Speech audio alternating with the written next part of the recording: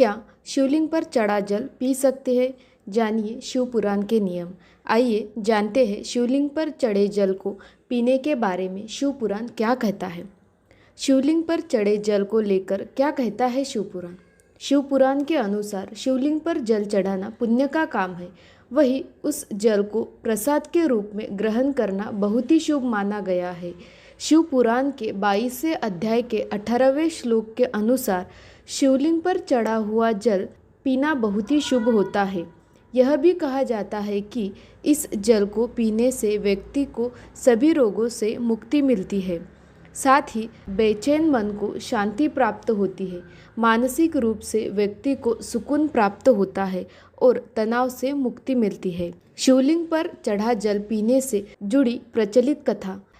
काशी खंड में एक कथा में कहा जाता है कि एक ब्राह्मण व्यक्ति ने अपने सपनों में देखा कि वह भगवान शिव के मंदिर में जल चढ़ाता है और फिर उस जल को पीता है।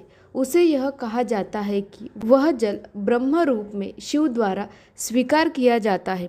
इस कथा के अनुसार शिवलिंग पर चढ़ाए गए जल को पीने से आदमी को आत्मिक और आध्यात्मिक उन्नति मिलती है। शिवलिंग पर चढ़े जल को पीने के नियम क्या है? शिवलिंग पर चढ़ाए गए जल को पीने के लिए कुछ विशेष बातों का ध्यान रखना जरूरी माना जाता है।